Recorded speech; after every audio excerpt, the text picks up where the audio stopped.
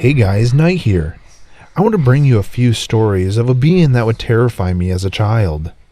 He is known as the little man in the corner. To make the little man appear, you would set a chair in the corner of the room, turn around and say, "Little man in the corner," 3 times, and when you turn around, he would be sitting there in the chair facing the corner. What happens next is told within these stories. This happened to my sister and I. I was about 12 years old and my sister was about 6. We had moved to California and I didn't like the new house to begin with. I had a weird feeling about it. Anyway, beginning were a small chain of events that were unexplainable until the paranormal activity became so apparent that it couldn't be dismissed anymore. The first thing that happened was to my mom, who had been home alone that night, and she was making something in the kitchen. She then heard a big noise from the bathroom.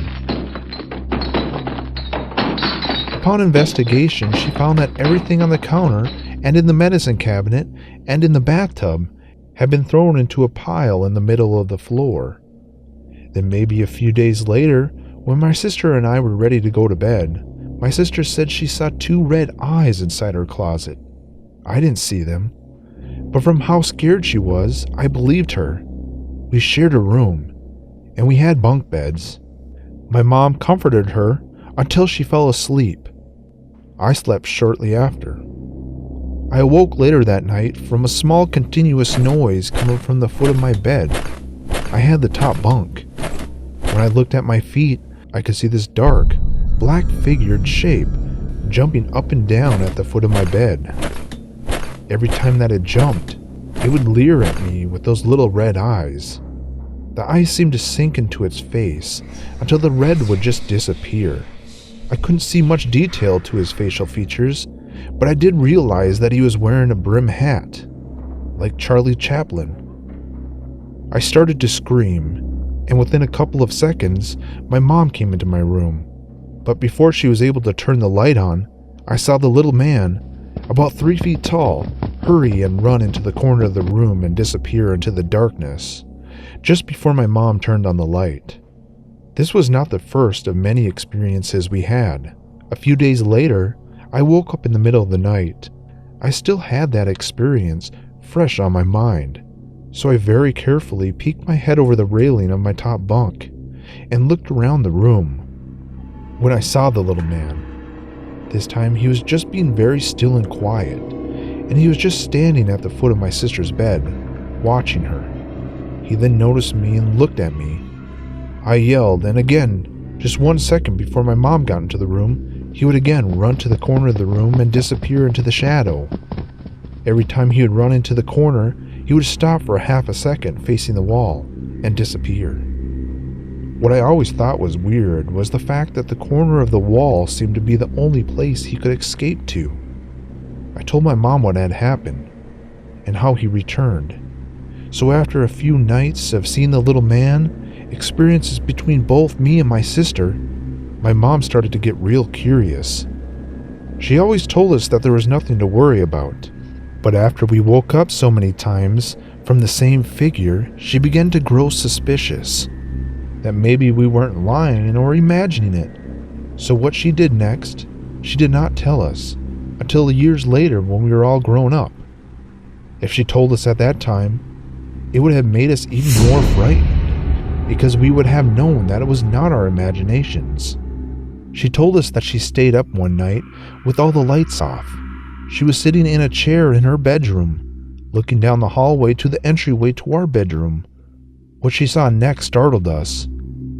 She said that after about a half hour after she turned off the lights, she saw a little man who came into the hallway from the bathroom. He started to walk into our room when he must have sensed something. My mom said he stopped and slowly turned around and looked at her with those sunken-in little red eyes. She said he then turned back around and went into our room. She hurried up and ran into our room and turned the lights on, but he had vanished. We lived in that house for about another year. We continued to have strange things happen. It didn't let up until my mom and dad decided to move. Personally, I believe it to this day that that little man had to be some sort of demon, not a spirit. One thing that I never liked about it was the fact that countless times I would look around in the middle of the night, and every time he would be still, just watching us, either from the foot of my sister's bed, or he would be standing in the corners watching us. I never liked that, because you just never know how long he could have been watching you as you slept.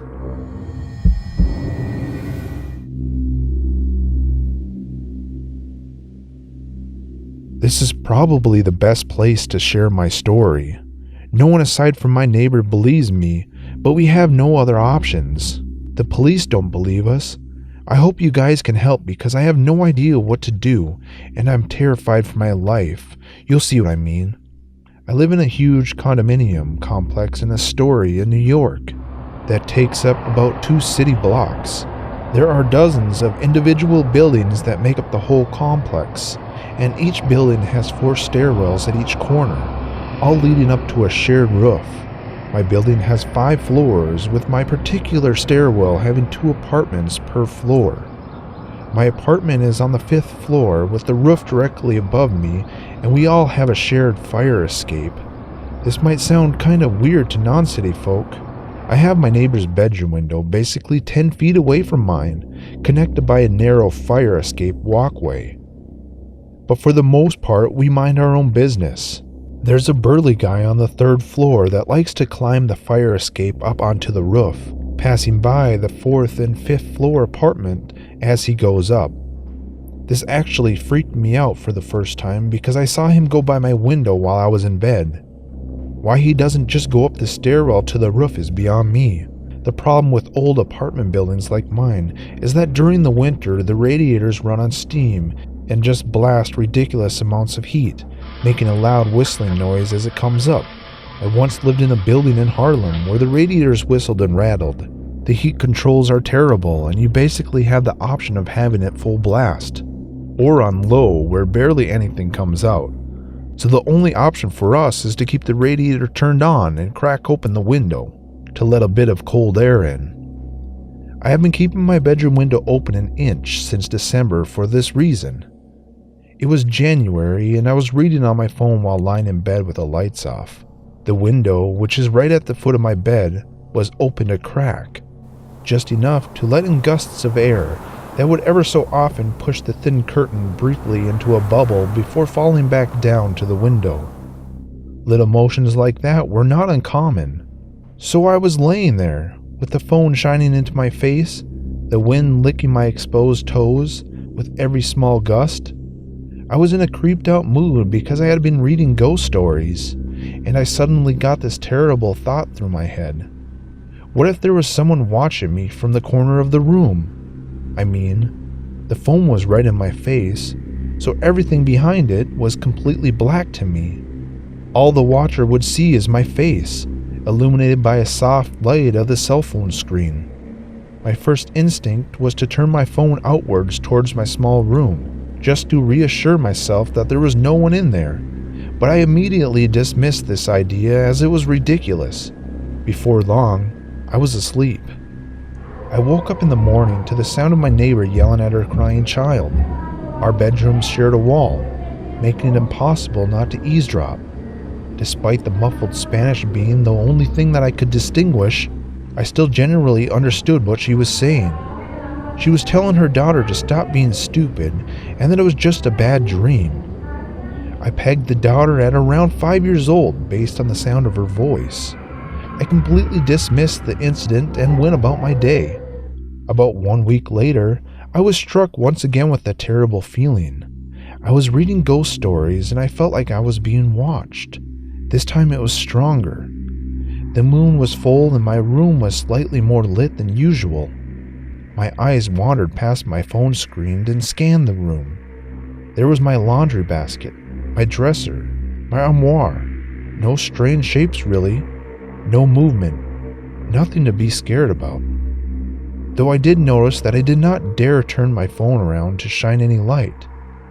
In retrospect, I think I was too scared of what I might have seen. Once again, I dismissed my fears as childlike and immature. The next morning, I awoke to crying and yelling again. The Spanish mother was at it again, yelling at her child. This time, I heard the mother use the word monstru, meaning monster, in Spanish. Again, she was telling her daughter that it was just a dream and that there was no monsters. But what I found curious was that I specifically heard the girl tell the mother that no, it was not a monster, but el hombre. I couldn't hear the last word. The el hombre man? It was muffled by sobs, and I could barely hear what she was saying. I pondered this for a few minutes. I had an overactive imagination as a child as well, and part of me felt for this girl. I grew up in the suburb, and I imagined growing up in a city with all these noises you'd hear at night would be creepy. And maybe she had seen that jerk from the 3rd floor climbing up to the fire escape. I made a mental note that I should just mention that to my neighbor, so she would know that maybe it wasn't her child just making up things. Unfortunately, I never ran into her throughout the courses of my days. It was now February, and I started to notice that creepy feeling late at night while reading my phone was getting worse and much more consistent. Nothing too bad, but definitely a sensation of dread that felt as if it was just right around the corner. The 5-year-old girl next door was crying in the morning every 3 to 4 days now, and I could hear the progressively elevating frustration of the mother, trying to convince her child that this monster or man did not exist. This, of course, got me more and more paranoid each time I heard it. It was not impossible for someone to be wandering down our fire escape, especially since all 4 stairwells of the building shared a roof and basically had access to it. What if this child was catching a peeping Tom looking through our window late at night? I mean, I had a curtain up, but there were definitely cracks on the side that he would be able to peer through. And of course, my window was open every night, as I assumed my neighbor's was. I tried to console myself by telling myself that the windows were heavy and that I would know for sure if someone tried to come inside in the middle of the night. And of course, a 5-year-old girl was probably just having nightmares or just had an overactive imagination. Just the same, I made extra sure to keep my eye on the window at night, right before I went to bed. If a man walked by the window, he would create a large silhouette and I would be able to see him. Weeks passed, but I saw nothing. Then something happened March 1st. There I was in my usual position, reading things on my phone before I go to sleep. I had been trying to stay away from the ghost stories because up to this point I had been blaming the paranoia on the creepy stories. The wind was particularly strong on this night, and every few minutes a big gust would shoot through the crack in the window. I had picked up my laundry from a drop-off service that packed my clean clothing into a plastic bag. And I freaked out the first time I had heard the bag in the corner of my room crinkle. Of course, I soon figured that it was the wind that was moving it. The cold wind shot in again, caressing my toes. The plastic bag in the corner of the room crinkled in response. And I was being watched. I somehow knew it. This time more than ever, I laid in my bed frozen in fear, staring once again into the darkened corner of my room. There was something in there with me, watching my terrified face. This time, I would have to do what I avoided for so long. I needed to make the unknown known. I quickly switched my phone to the brightest light and swung the phone around to the corner of my room, and the blast of light was where I saw it. My plastic laundry bag, moving ever so slightly every time the wind came in. My phone darted back and forth, showing its bright light over the laundry basket, the dresser, and the inside of my closet that was open. There was nothing, just clothes and furniture. I scolded myself. I couldn't believe I had become so paranoid. I laughed it off, closed my phone, and fell asleep. I woke up to the terrified daughter of my neighbor, and this time it was different. For one, it was still dark out, 4 a.m. according to my phone. Further, these weren't just sobs. This little girl was pleading for her very life. The mother was angry and yelling, but it was clear that she was equally scared. For the first time, I pressed my entire ear to the wall and I could hear everything. It was in Spanish, but I had it translated below. "Shut your mouth, there is no one here," the mother said, Yes, there is. He's here. He's here right now. He's going to take me soon. Shut your mouth. Look, the door's locked. Look at the window. It's only open 1 inch, and I have a metal piping blocking it from being opened further. This is a small apartment. No one can be hiding in here. I heard the mother ransack the apartment, pointing out how no one was under the couch, under the bed, in the pantry. Each example was met with a loud slam of furniture. The daughter just cried and repeated once more, "He is going to take me. He is going to take me soon," before wailing into a pillow. I stayed awake the rest of the night, listening to the little girl cry herself to sleep. This brings me to the night of Sunday, March 4th. I woke up to the sound of the plastic bag in the corner of the room moving. I had emptied out my laundry earlier in the day in preparation for the week, but I had forgotten to throw out the bag.